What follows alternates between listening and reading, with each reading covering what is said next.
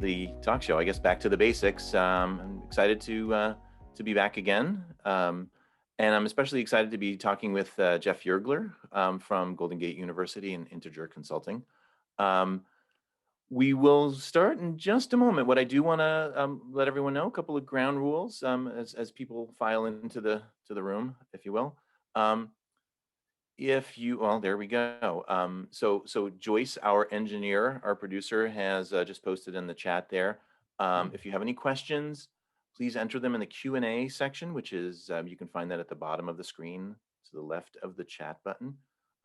Feel free to make comments in the chat section. So Jeff and I are going to be talking about some of the work he's been doing. It's really up to the minute, so I know folks will have a lot of questions, and we're really excited to hear from you what you want to know. But first, let me tell you about our guest here. Jeff Jeff Yergler, Ph.D., is a member of the faculty here at Golden Gate University. He's professor of management and also department chair for two different programs, right? The management program and also the organizational leadership and human skills development, which is in the School of Undergraduate Studies, where I should mention, my name is Marc Singer. I'm Dean of the School of Undergraduate Studies.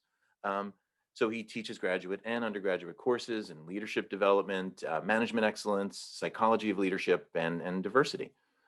So this part's really interesting. Jeff received his bachelor's in psychology from Westmont College in Santa Barbara, but then he got his master's from Fuller Theological Seminary in Pasadena, got a doctorate from Columbia Theological Seminary in Atlanta. So he's been really all over the place. And another doctorate, a PhD in leadership studies from Gonzaga University in Spokane, Washington. And I know he's suppressing the urge to say "Go Zags" right now, but I know he's thinking it. Yeah, see, it was going to come out.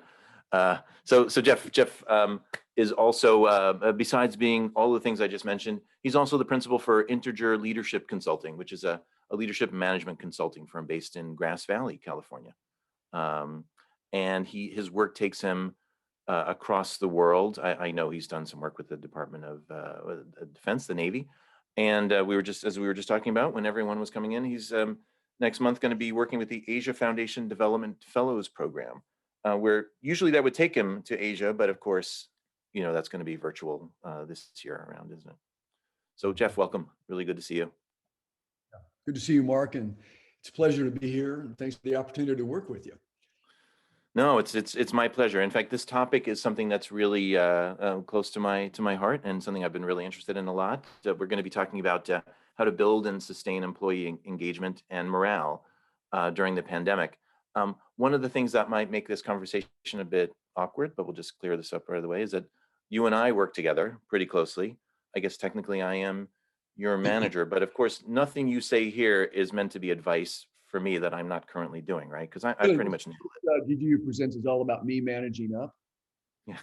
So it's not, Mark. It's a pleasure. Okay. Yeah. No, because I work with Jeff and he's already taught me everything I need to know. So we're good. But Jeff, if you don't mind me asking, why don't you tell us, how did you start working in this field, in leadership consulting? Sure. It's a really interesting story, at least from my perspective. I think years ago when I was, getting my theology degrees, doing a lot of thinking around, the well-being of people from a psychological perspective, economic perspective, spiritual perspective. But I was always dealing with the question, what makes people thrive? It can't be just one thing, it can't be two things. It's got to be a number of things. And so that holistic view of the human being was something that's always stayed with me. So when I transitioned into full-time academic work and certainly the PhD at Gonzaga, really galvanized that because I started asking questions. Now this was if we go back about 12, 15 years or so, not quite that far, I guess right there in the 2005, 6, 7, when the Great Recession began. That's about the time that I was in the middle of all my PhD research at Gonzaga, and the primary driving research question I was trying to answer is it a traumatic experience when leaders and managers are involuntarily terminated, which means if someone loses their job, even though they want to work, if they're laid off, and they love their job. How do they experience that? Is it just kind of a, brush it off my shoulders, move on, or is it a traumatic experience psychologically, traumatizing? And so what I found out is that for most of the sample, which is only five people, three were traumatized by that experience, and the other two managed it okay.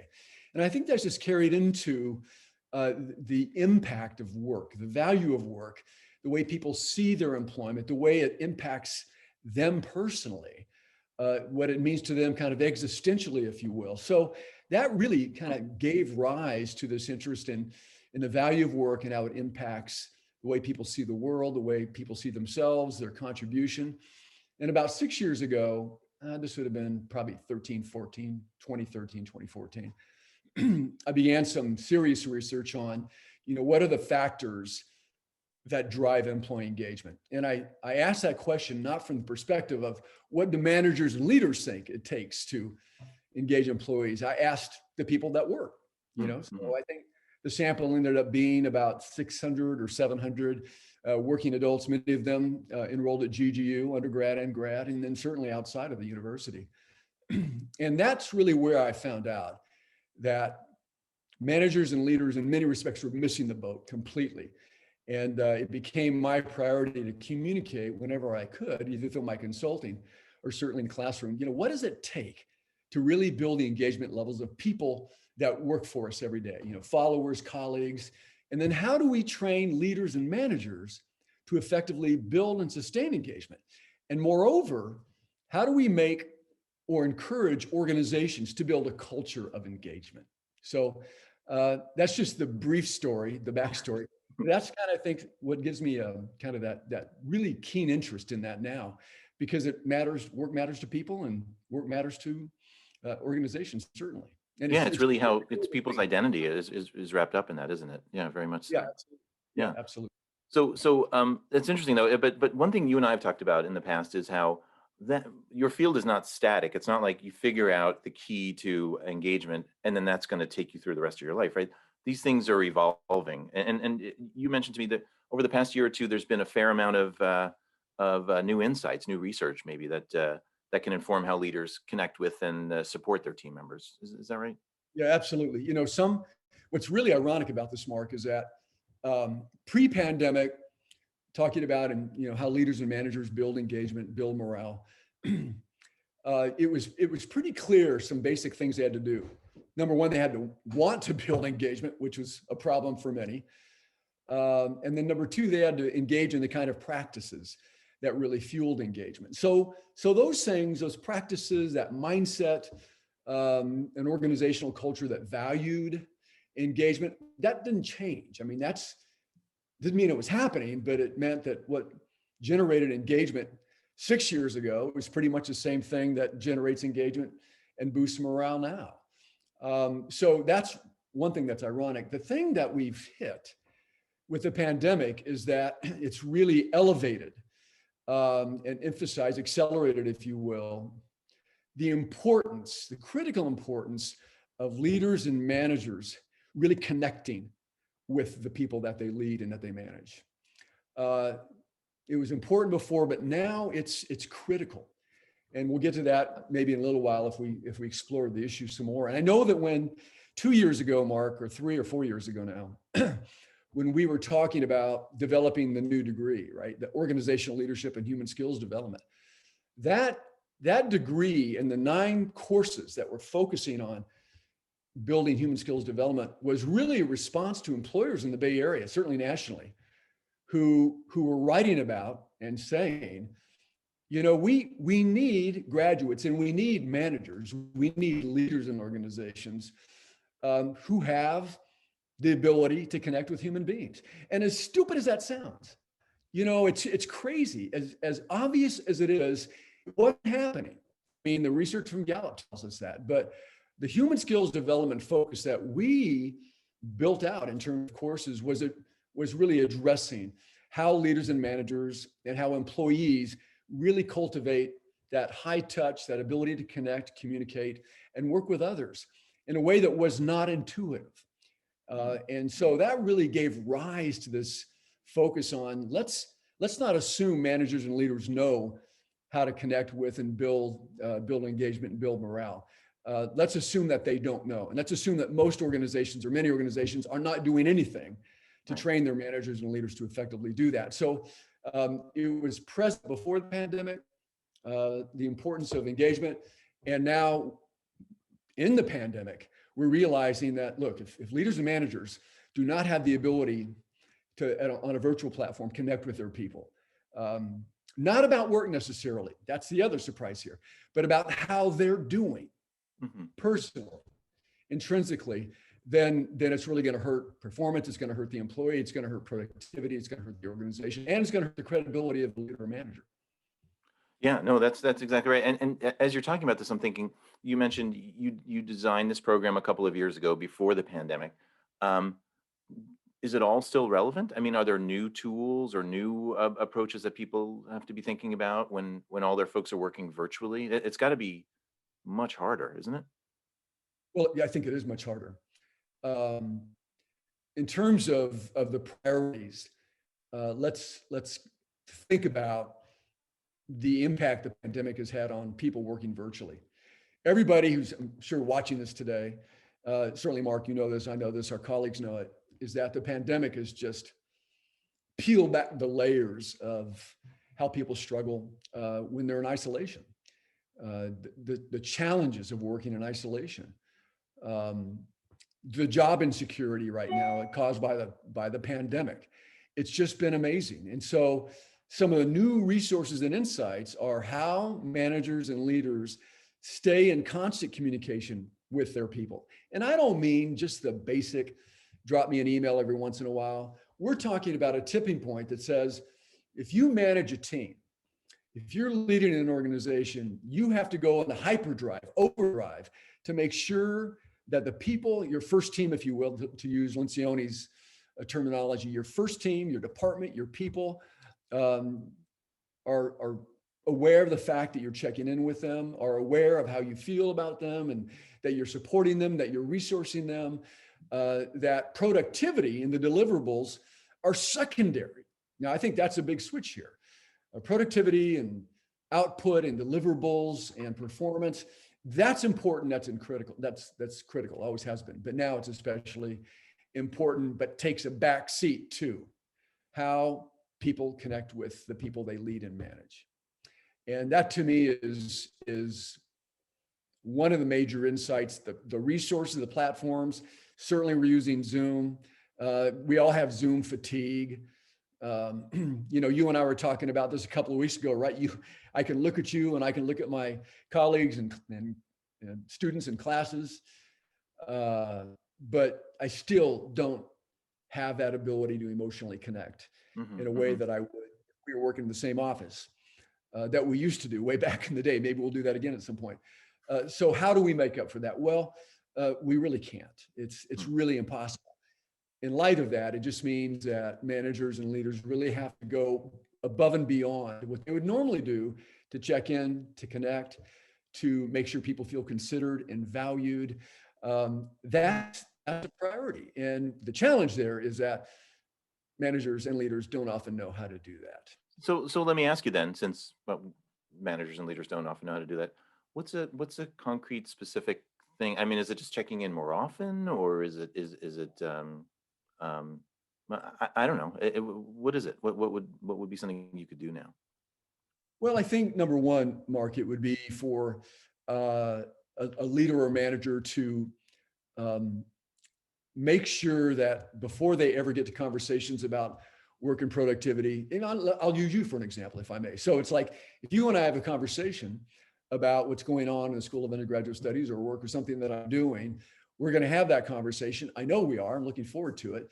But before we ever get there, the priority is to make sure that you're asking me about how I'm doing and what I need from you, and how is life going here where I live, and you know, just kind of that connecting piece. Because once that's in place, once I have that connection with you, then it makes a big difference in how I perform, in my engagement level and my morale. So what can managers do? What can leaders do? If we're going to have these conversations, let's make them count. So some things that managers can do is really make sure that when they're working with their team members, that those team members are really doing work that really is aligned with their strengths. That's number one. Number two, that team members know how their contribution is valued and appreciated by the manager, by the leader. And, we can't assume that's going to happen. Now it's got to be explicitly stated that we still have opportunities for professional development. That'd be a third area. So even though we're isolated, even though I'm kind of stuck here and I have limited access to the opportunities around me, there's things that you can do, that we can do, that managers and leaders can do to push opportunities and encourage the development of professional capacity and a career portfolio. So doing that, just encourage that. I think just encouraging creativity and innovation and how we get work done. I cannot believe, just working here, I cannot believe how being in isolation, working virtually and alone has kind of given rise to, now how can we do this different? How can I be more innovative here? What could happen here? And to know that a leader or manager encourages that. I think a fifth area that is a practice that managers and leaders can make sure they do is recognize the contribution, recognize the value of what people are doing. It's just being recognized and being valued. It's kind of like the drive-by. I remember years ago when I'd be working in my office at the university, and I had a faculty member that would walk by every now and again and just check in. You weren't on the scene yet, but the faculty member would say, "Hey, hope you're doing well. How's life?" And just a quick check-in makes a big difference. So that would be huge. And then I think probably the most important thing is, and Mark, I think you've done this well, and your colleagues have done this well. Amy in the graduate program has done this well. Many others in GGU do this very, very well. And it's making sure that a leader and a manager, leader/manager, continues to connect the mission of the organization to the work that I'm doing here in this virtual platform. So we never forget the mission. We never forget what we're doing in the organization. If I'm working with the DoD, it's never forget that these women and men that are serving on ships and boats and aircraft carriers, that when they're turning wrenches, that's significant to the overall performance of what's happening on a ship or a carrier or a submarine. So that kind of connect, those kinds of practices, it's not just talking glibly or making conversation. It's specifically focusing on conversation in a way that communicates value. And once we do that, once we're in the rhythm of that, productivity, engagement, morale tends to increase. And the Gallup Institute has a lot of research that says just that. Wait, so let me stop you there. So what you're talking about sounds great, and of course all of us want to be recognized and validated, and it's nice when people ask you how you're feeling. Does that really translate to the goals of the organization? Are people more productive in these kinds of situations when managers and leaders take the time to do what you're talking about? Yeah, absolutely. Yeah. Gallup Institute really has done a lot of research that says when managers, leaders engage their people, productivity goes up, morale goes up. So the fact of the matter is that, and Gallup has, any of you that are watching this, if you want to get data, great information that's highly operational, you can apply it immediately. Gallup has that. When managers engage their people, morale tends to be boosted and engagement goes up and productivity goes up as well. So that's an outcome. It's almost like, this is fascinating. I was thinking about that this morning, right? When you hear a CEO say, diversity is good for the bottom line, right? We've heard that before, right, Mark? Yeah. We hear CEOs say it, we hear leaders say diversity is good for the bottom line. We hear them say, I believe in engagement because engagement is good for the bottom line. I think that's absolutely hollow and empty and really is an indictment of what the leader and the manager does not know and does not understand. Because engagement isn't in and of itself a priority that someone pursues, a leader pursues, a manager pursues. Diversity. You pursue diversity because for an organization, it's important to be diverse and inclusive and to honor that and to build that in because it's the right thing to do for the human beings that are there. So that to me is a critical aspect of why we do what we do. When we practice engagement, when we connect with employees in a virtual platform, and that's all we have right now. We are limited by the platforms that we have, right? So Mark, there's one way that you and I can connect. It's this, or by phone, or by email. And I know for me, the number one way of feeling engaged and inspired is by having this conversation. And if that's all we have, then let's maximize that resource so that you or whoever you're dealing with or a manager maximizes that time to give employees and followers and team members what they need to really do their best work. Just thinking about it. It's almost, let me just say this. I know I'm riffing on this a bit. It's almost like leaders and managers now have to be leading existentially. I mean, that's exactly what the article said here that, by the way, this is an article that came my way back in December, printed in Fast Company. And I just want to share this because it's a great article. It's called, "We Need to Talk About America's Other Employment Crisis. Leaders at every level must move away from the command and control style that is so deeply rooted in our office cultures." And so that other way of leading is exactly what we're talking about. And the only way leaders and managers can do that is to see their job now, their responsibility in managing and leading, as including addressing, how do I say this and not scare people away, addressing the kind of holistic needs of the person, as existential aspect. Just simply means I want to know that my work matters. I want to know that I have meaning. And I want to know that someone like my manager or leader values me and considers me and includes me. That makes me feel good. That makes me feel worthy. And I know I'm going to do better work if I have that in place. Does that make sense? And that's got to help with employee retention, right? You're more likely to stay at a place where you feel valued and then recognized and all that. So it's there are practical. I mean, just a quick word on that. Talented, bright, driven employees. Your high potentials, right? We know them, we love them.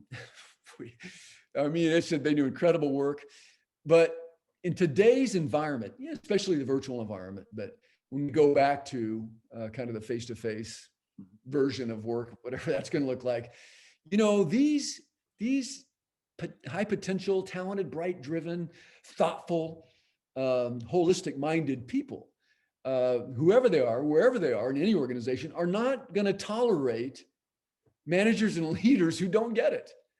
I mean, why would anybody who wants to make a contribution, who wants to be engaged, work for a draconian manager who is dysfunctional and destructive, and is going to be replaced by another draconian manager who's dysfunctional and destructive? They're not. They're going to go to where organizations are healthy, where leaders are healthy, managers are healthy, and they value human beings for who they are.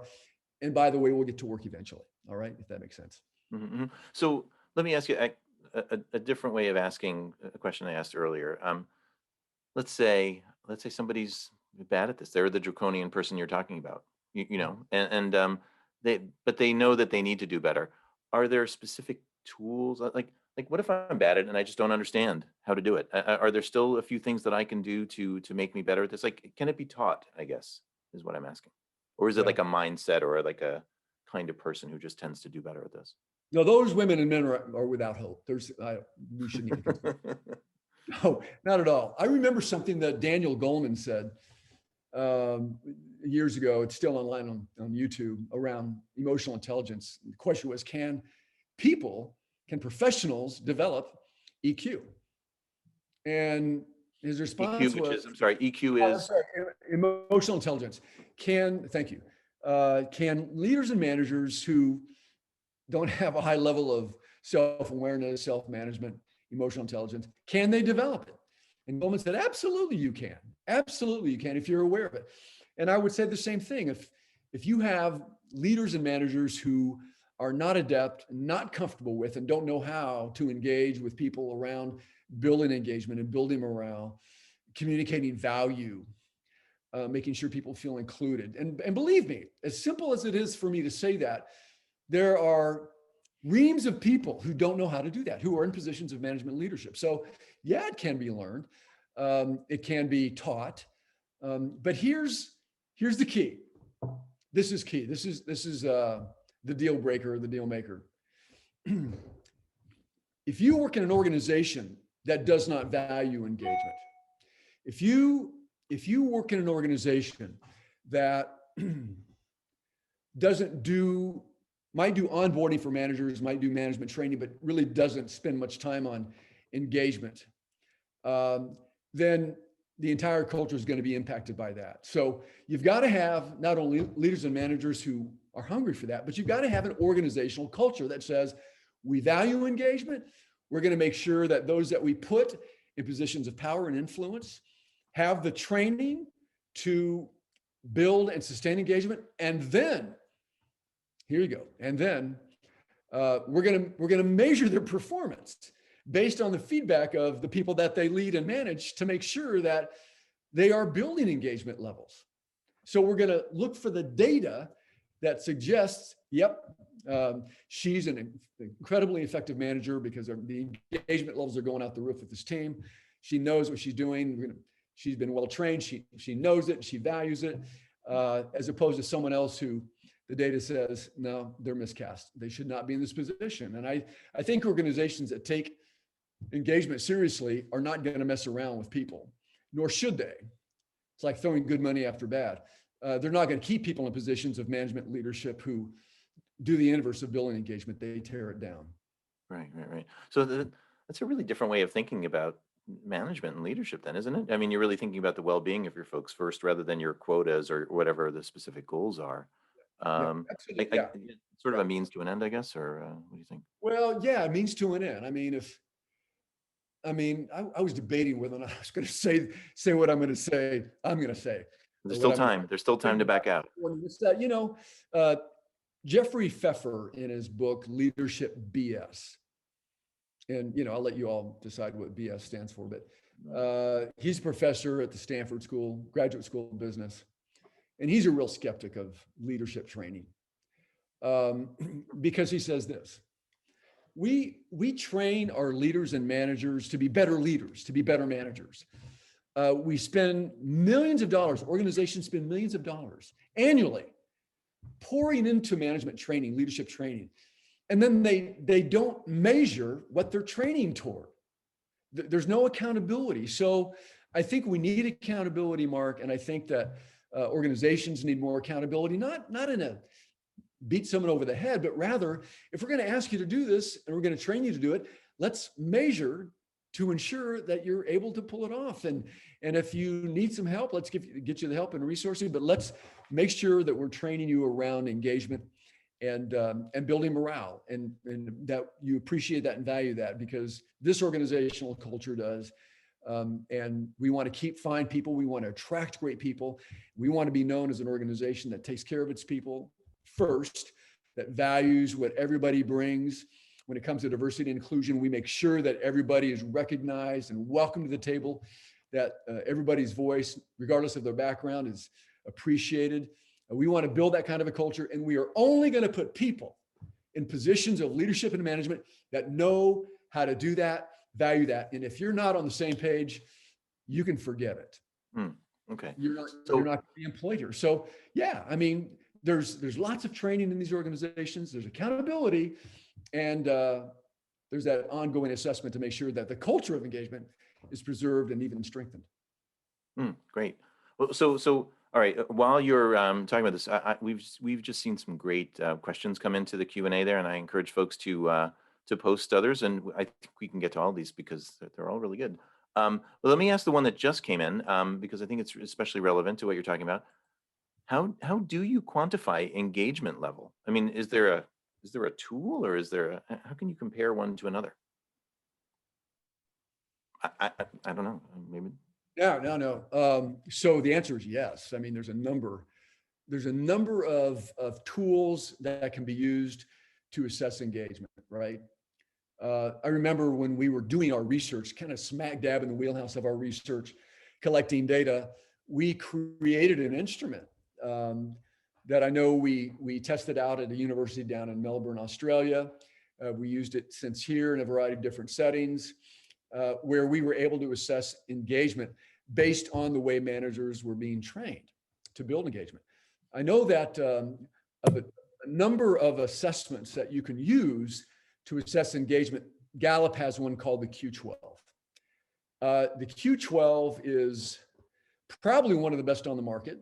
It has a series of questions that are pretty much boilerplate, but it also can be tailored to the needs of the organization. There's room there to modify it, to massage it a bit so that you've got this wheelhouse of boilerplate questions that they've researched that are indicative of pointing toward engagement levels. And an organization can ask specific questions that they're interested in. So I would say the Gallup Institute's Q12, tons of information. It's a great resource to use. Many organizations have used it. The one, and there are others, but I know that one the best. And I know the one that we created.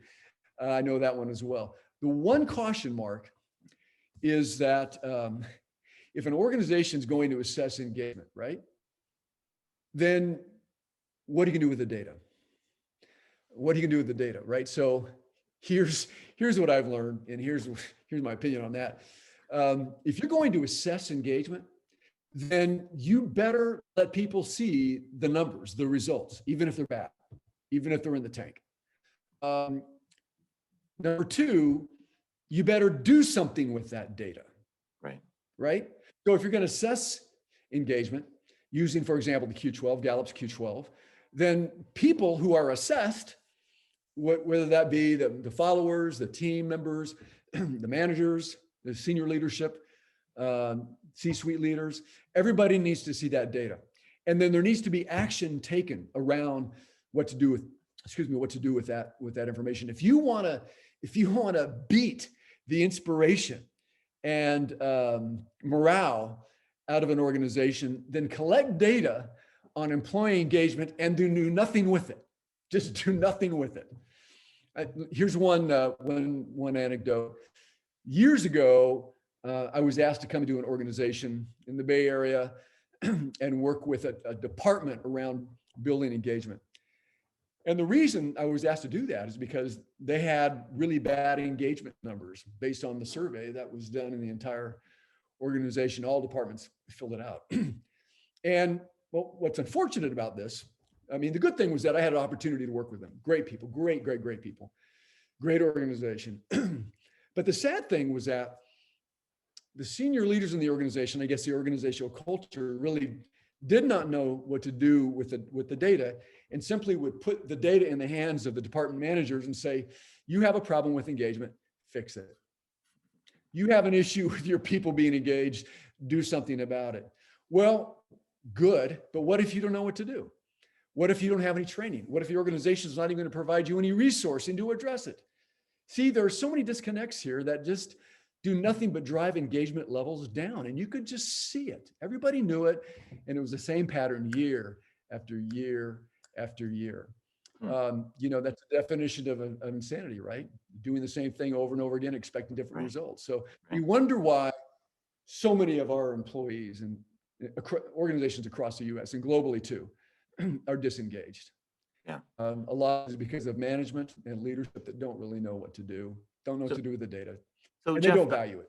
So Jeff, do you know of any organizations that are doing this well right now? Well, I know that there are organizations that are trying to do it well. I know that in the Bay Area, I'm thinking of a couple of organizations that take engagement very seriously. And one organization, to the extent that they do have their managers assess around engagement at least twice a year. And if the trend line is going in the wrong direction, they don't just say, hey, you need to do a better job of this. If you have two negative reports regarding the engagement of your team, you're relieved, you're moved, you're shifted around because they just don't want to take that time to do that. So, or the organizations I've worked in, they keep track of the people that are working with followers, they train, they assess, they have conversations. They've built a culture of care and support and resourcing. Whereas other organizations that I work with, we talk about it, but we don't do much at all to build engagement or to assess it even. And yeah, one of our questions was about what organizations have done to successfully increase engagement numbers, and it's all of those things. It sounds like it's the trying that really is just as important as what the results are, right? It's the fact that they're Yeah, focused. yeah, I would say it's trying, but it's way more than trying too. It's strategic, right? So you've got to have senior leaders in an org, so we got to step back, right? So it's basically, if we want to build engagement in our organization, we have to have, it's almost like we have to have a core value in our organizational mission that supports our organizational mission that says we value the engagement of our people. We will strengthen engagement levels of everybody that works in this organization. So when it's strategic, when it's built into that kind of key leadership piece in the organization. So the mission and the core values, one of those core values is making sure that our people are strong and viable and empowered and engaged. And then that's pushed down through the organization tactically, which really begins with making sure that HR is on board. And this can't be lodged just with HR. This is not an HR responsibility. It's a senior level responsibility. Everybody shares it. And then HR makes sure that everybody who's put in a position of leadership and management has that training, is assessed. And then that assessment data is shared, and that key decisions are made about who's going to be in a position of management, in part based on that data. This is what Pfeffer says in his book, Leadership BS. He's so serious about that. He says, why do organizations continue to waste money? Waste money, talking a big line, but producing little. And organizations that are spending money on management development, leadership development, are really taking this seriously to the point where they assess and they make sure that only the best people are not only hired into positions of management, the best meaning in part that they know how to engage, they know how to kind of manage existentially, lead existentially, in addition to the practical things of production and results. We're going to keep those people in positions of leadership and influence and management. And those that cannot, that are not kind of able to sustain that, we're just find another place for them to contribute, but not there. Right, great. So Jeff, we've gotten a bunch of great questions, which are um, these are really good ones that that some of the attendees have submitted. So if you don't mind, I'm going to go off script a little bit. Not that we're following a script, and ask some of these because I think they're really relevant, and they really speak to some of the challenges that you're raising. So one comes from Marie here, which says, what about approaches to passing along bad news and being transparent in tough times for the company? Seems that managers struggle with the balance of keeping employees feeling positive while at the same time sharing company challenges. So what Yeah. if, how do you keep people, motivated and engaged when the news is not great? There was the first time claims for unemployment data came out this morning, and while first time claims for unemployment are dropping, still really bad, rough. Job creation is really, really bad. It's just, we have so many people that are employed, and the creation of jobs right now is just poor. So for me, I think, Mark, repeat that question one more time, just kind of the nuance of it. I want to make sure Yeah, well, what approaches to passing along bad news and being Okay, got transparent? it. Okay, right, got it. Marie asked that question. Yeah. So yeah, this is really interesting, right? It used to be back in the day that organizations, when there was bad news, when leaders and managers had bad news, and it could be anything. It could be that there's impending layoffs, Yeah, exactly. whatever the case might be. That the best way to handle that was to keep it close to the vest, and then just kind of put it out there the day of, or just kind of blindside people with the bad news.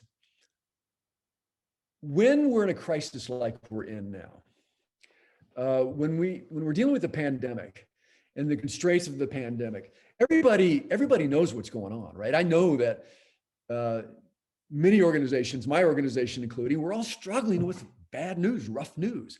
Trend lines are changing. It's getting better in many places, but it's still tough sledding, tough slogging. So one of the best ways that leaders and managers can address that, this is what's different from the past. It used to be, don't say anything, don't just lay it out there and keep it to yourself. only reveal what you have to reveal. Now it's good leaders, effective leaders share the bad news. They let people know early on that, we're heading into some rough waters. There's going to be some changes. There are going to be losses for all of us. It's going to be a rough ride. So they don't protect people from that. I'm thinking of, the leaders that really kind of practice adaptive leadership, and an adaptive leader does just that. I'm going to lead my people in a way that's authentic and real. I'm going to honor boundaries. Certainly there's things that should not be shared, but if I know that we're in a tough spot and there's tougher challenges coming, volatility, uncertainty, complexity, ambiguity, whatever it is, I want to make sure that I draw closer to my people, not further away. I'm not going to hide. I'm going to move into the middle of them, and I'm going to share as much as I possibly can about the fact that we're just dealing with tough times and there are no solutions here, but it's going to be rough, and it's going to have certain implications for employment and budgets and hiring, and that approach now that's really connected to adaptive leadership from Heifetz, Ron Heifetz, really is, I think, the way that leaders practice leadership during hard times. You don't protect people, you don't hide from them, but you're forthcoming in a way that helps them understand, look, this is tough. It's tough for my boss. It's tough for me. There's going to be choppy water. At least I know that I can kind of move in this environment right now, as opposed to being, surprised by it when someone knew all along. So that's kind of the perspective now that I have on how leaders lead and managers manage during tough times. They're forthcoming. They're transparent, appropriately so. They don't hide information. They let people know on board, hey, this is tough, and it's going to be tough, and it's hard for me. It's going to be hard for you, and we just have to get through this together. Okay. Well, in that case, Jeff, you and I have to talk after this episode, all right? Oh no! No, I'm just kidding. We work it out now. We're going to do a little role play with you. Yeah, we'll fix it. All right. So here's another really good question from Robert Schaffner. For leaders to be engaged, they have to be authentic, particularly in these times of needing to respect people of different backgrounds and any number of levels, he says. So what are some of your thoughts on how a leader can demonstrate authenticity, especially in that context? Yeah. Great question, Robert. The debate is still raging around authentic leadership. That's a leadership approach, authentic leadership. And I'm kind of the mindset that says, yeah, be authentic, but you gotta be thoughtful about your authenticity. I mean, not everybody wants to know what's going on in your mind and your thoughts, but you're transparent, you're authentic. So I think when it comes to authenticity, it just means that you're real, you're making good judgment calls, you're connecting with people, you're struggling, and people can see that, it's a struggle for you and that you're open about that. I think when you're connecting with other people, let's think about diversity and dealing with differences and struggles. It is vital, just where people are coming from. I mean, Mark, you know what I'm talking about. I have a class right now of students that are coming from a variety of different perspectives when it comes to leadership, working in organizations, working virtually. I think that leaders, especially now, have to do a lot of asking of questions and a lot of listening. This is not the time for leaders to talk. It's the time for leaders to ask questions.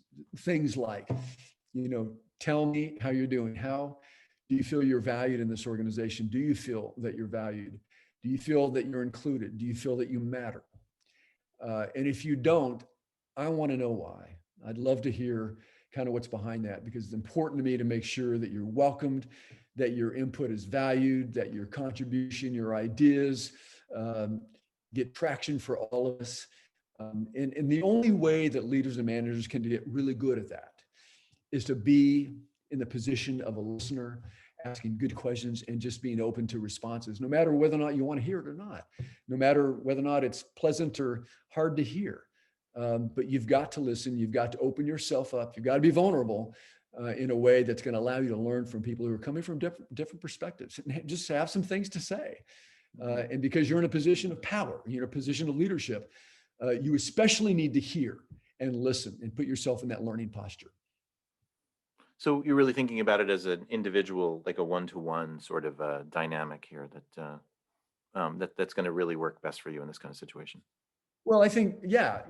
And I think too, it's whether it's a CEO or an executive director, the same thing applies to that senior level leader, right? They can set that tone for the culture of the organization that says, we need to be listening. We need to be asking questions. We need to be not defensive, not pushing back, but asking people to share with us your experience, and then taking that download, taking that information, and then asking ourselves, what do we do with this?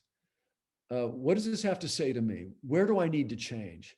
Where do I need to adjust so that the people in this organization feel cared for, supported, resourced, valued, invited to the table, that they matter? I mean, those are critical questions that leaders have to ask and answer only after listening, and then making sure that that's built into the culture. It's a one-on-one conversation, Mark. So yeah, it's a conversation that you would have with me, and that I would have with you, and Robert would have with me, and I with Robert.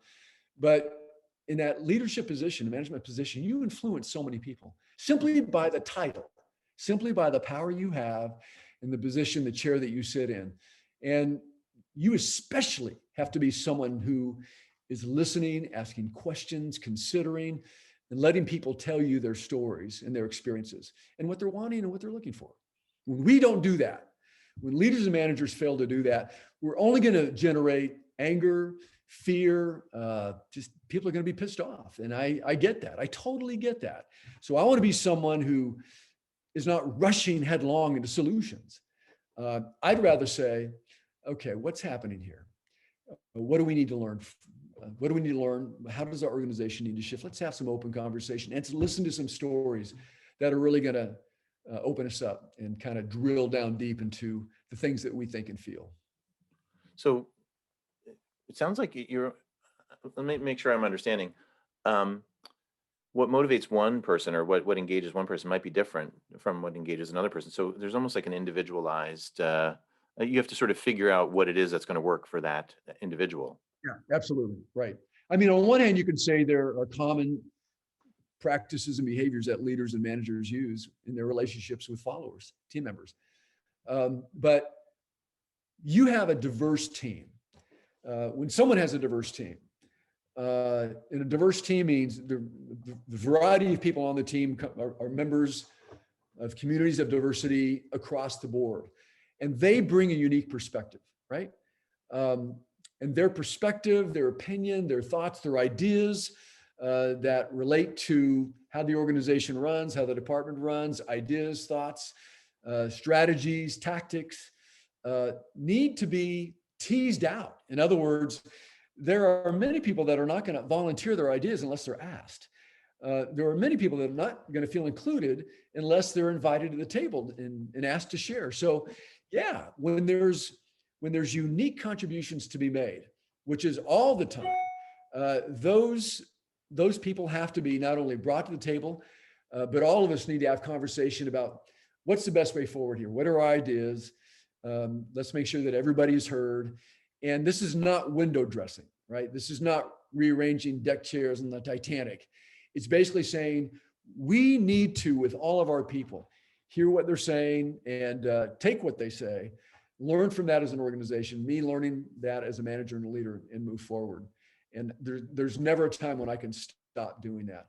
And the hard part about that, Mark, is when those stories, when that data, when the feedback kind of hits a button in me and touches me in a deep place, that's really, really hard. Meaning, this is tough to hear, but I've got to hear it.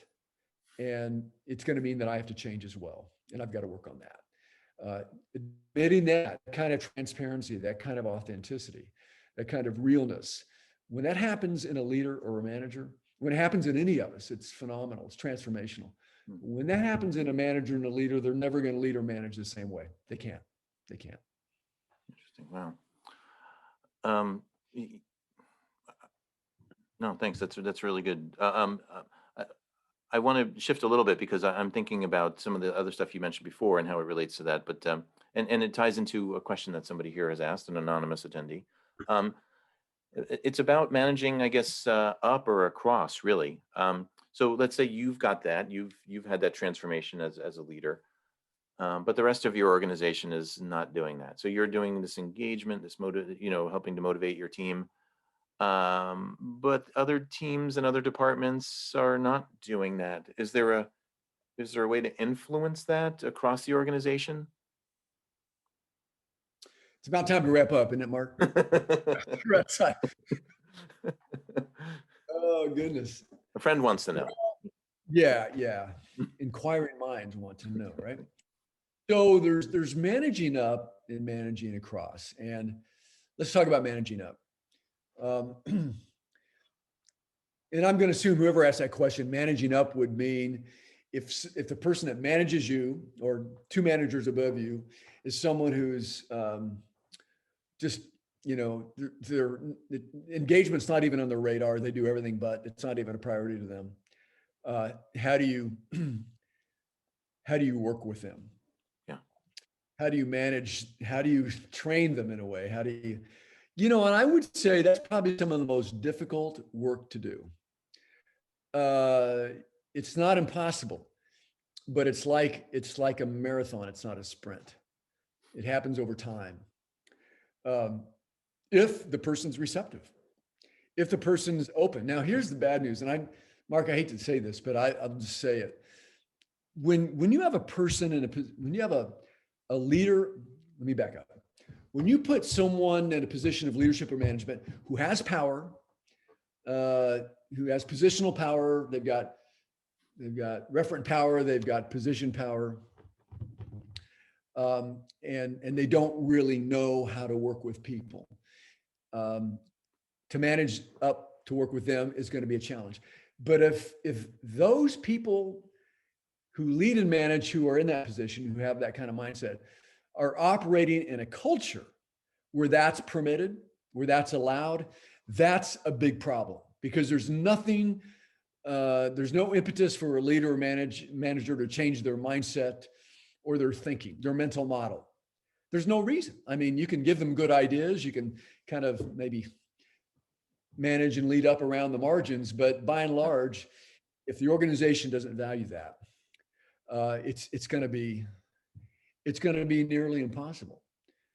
Which is what I said earlier in this situation really applies. If I'm working for a manager that doesn't get it, that doesn't, when you talk about engagement and morale, we're not talking about just, having great conversations. There's a strategy here. There's a way that you do this, and there's a reason why you do it. You do it first, productivity, results follow. That's a lagging indicator, right? But if you're working in a culture that really doesn't even have engagement, well-being, building morale, putting people in positions of leadership and management that really are trained and understand how to do this. If that culture doesn't exist, then, and I work for a manager like I just described, chances are I'm not going to be around. Why? Yeah. And so that's what's hard about managing up. You can manage up more successfully if that person is managing in a culture that wants more from the manager, right? Come on, you can do this. And so they're open to it. But in other cases, it's nearly impossible, which is why Gallup says that only 32% and some change of people in their data are engaged. Roughly 70% or maybe 67% are not engaged. One of the reasons they're not engaged is dysfunctional, toxic management and leadership. Mm-hmm. And unfortunately, they're not easily replaced because oftentimes they exist in a culture that allows them to be in those positions. Right. That's so speaking of that, and we only have a couple minutes left, so I'm realizing we may not get to all these great questions here, but one of the questions that was posted was, how do you, given the importance of engagement, the way you define it, how might you explain a leader like Trump, who I'm reading here, who seemed to disregard interpersonal connection and yet still maintain positions of powerful leadership, not to mention having that effect culturally, I would think, across certainly government, but others as well.